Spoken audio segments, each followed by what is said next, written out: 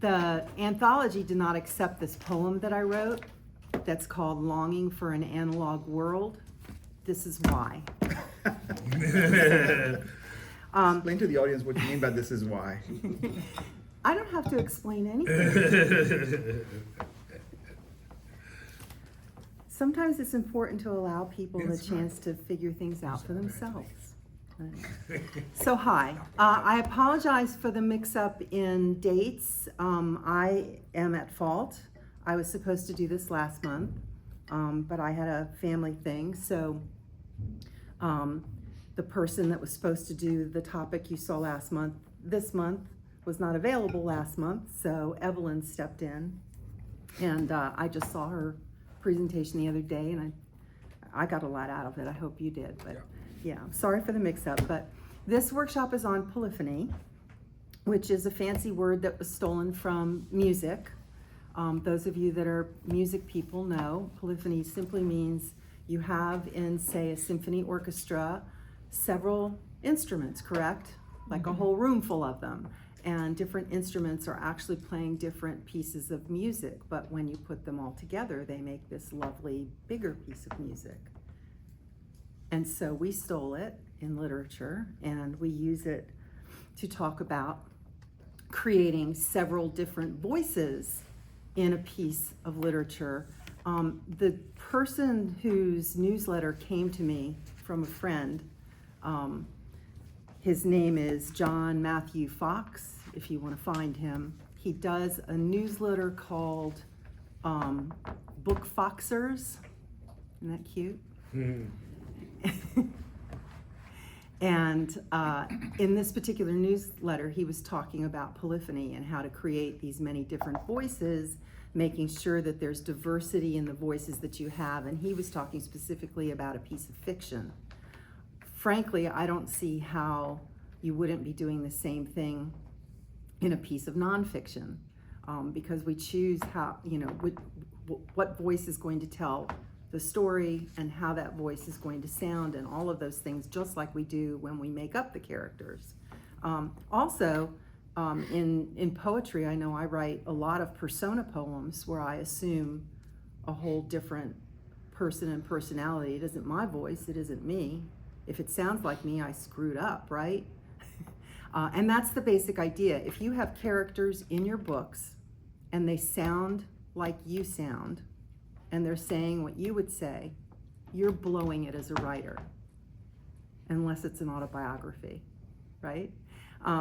So the idea is how do we create these diverse voices in the work that we're writing and make it authentic and interesting and actually tell the whole story in a very layered way.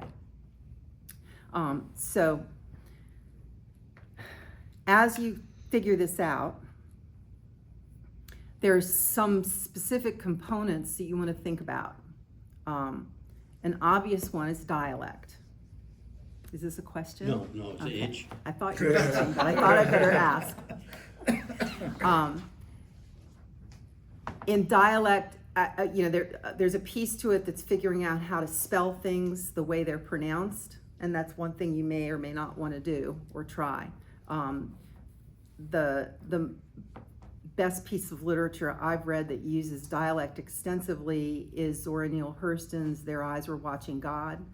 And I have to tell you that every year when I taught that book to my students, high school seniors, who lived in a very diverse school and heard a lot of dialects, they had so much trouble getting past the dialects in that book. It took them a long time, and some of them, because it is to some extent like reading a foreign language, to read things spelled in a different pronunciation than you're used to.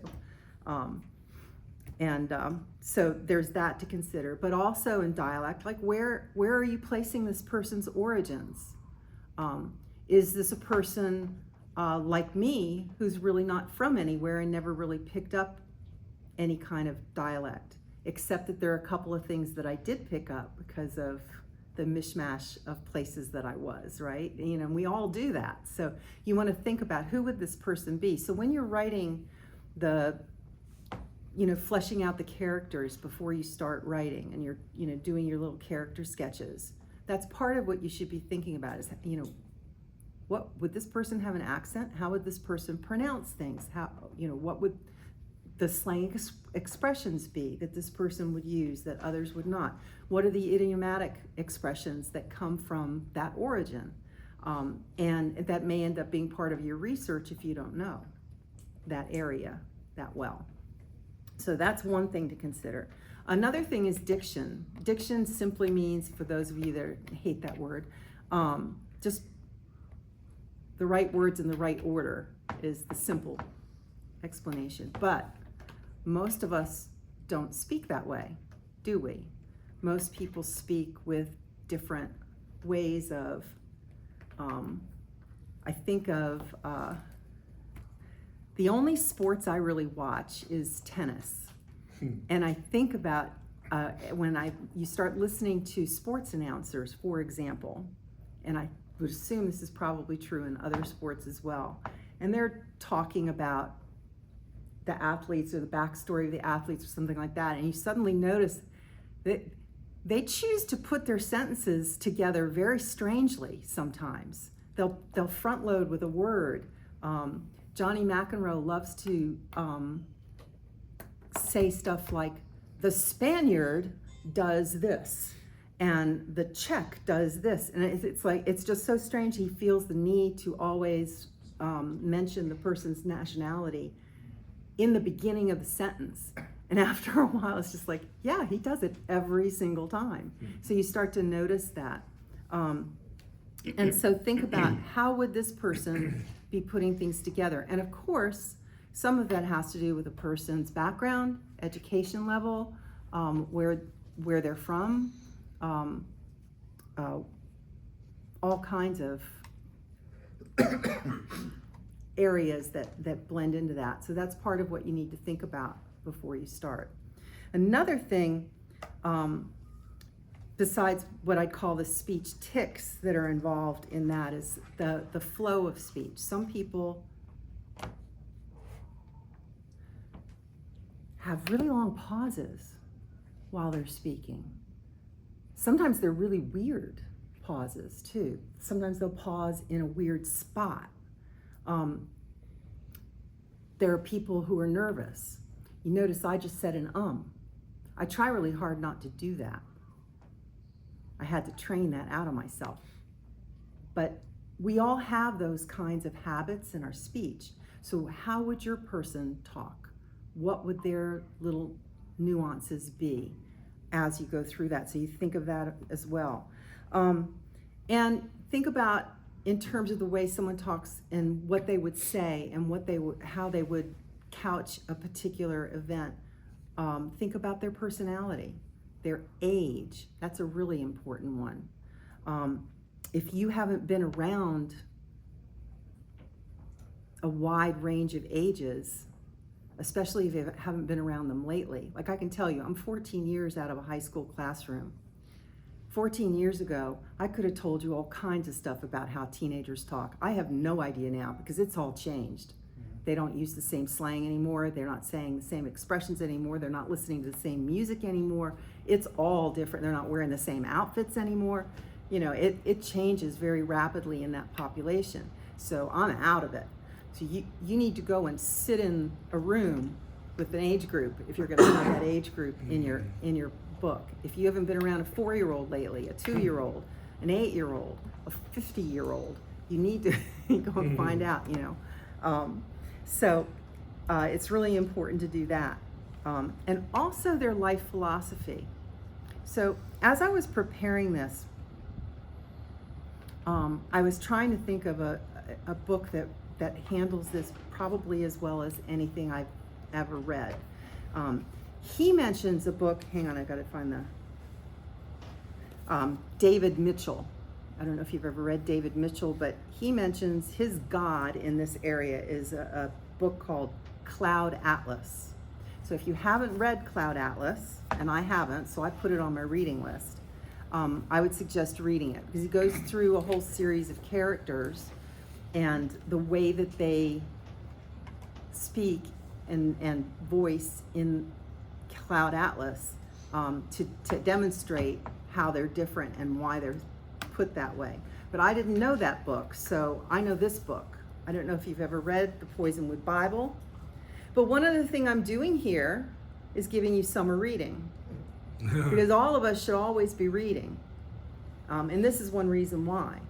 Barbara Kingsolver is just a lovely writer. She's one of my favorites, and I was actually, whoa.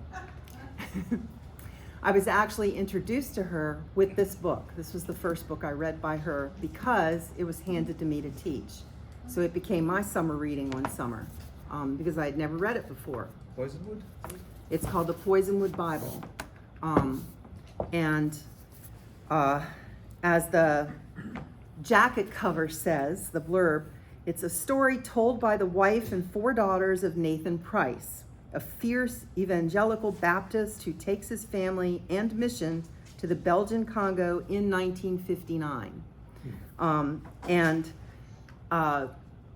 So, you know, one of the things that in interviews Kingsolver talked about was having to research the Congo in 1959. The family was also from Georgia, not a big city in Georgia in that era, so she had a lot of research to do about Georgia in that era as well.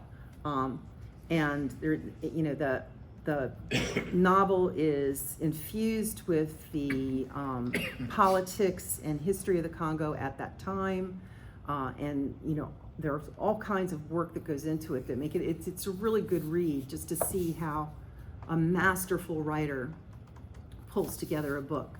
But what's really cool about this book is it's about Nathan Price, the father, minister, missionary who brings his family to the Congo. But he has no voice in it. You never hear from Nathan Price.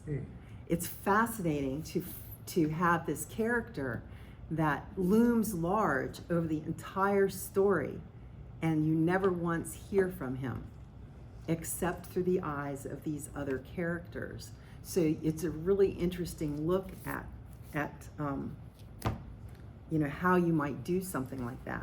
So we have classwork now, putting you to work. I wanted to give you just an idea of how this would be done. So what I did is I went through the beginning of the book and just picked an excerpt from the first time each character speaks.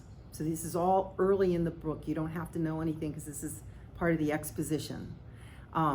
And I'm just going to throw you into groups to take a look at one character, and I want you to analyze the excerpt for those things I just mentioned. Take a look at that character's diction and personality and life philosophy and any speech tics that you notice, and what can you figure out about that character's age and all of that, okay? And also, what, if anything, do you find out about Nathan Price from this character? So how does that character start getting fleshed out? And I'm just gonna have you take just a few minutes once I set you up. And I think since moving if you were teenagers, I'd be moving you just to make you get up and move. I was obnoxious like that, but I won't do that. But I think we used to. Okay, perfect. So we're gonna be in groups of 5, 4. 20 people is 4, right? I hate math so much. Okay, so you 4 be a group, and you take a look at Ruth May. Okay. Are you moving out of your group? No, I'm moving. I know. Don't you feel uneasy? You guys were smart to wear jackets. No, I tell you what, I brought a blanket from my car because I forgot a jacket. And I know it's always chilly. You're not doing this? She went this way, I think or it's across the table from each Yes. other. Oh, okay. So you get one of these, I guess, This 4. and you get one of these. Okay. You have 2 if you want. Of all of literature, except for Something like that. Pause it. One time.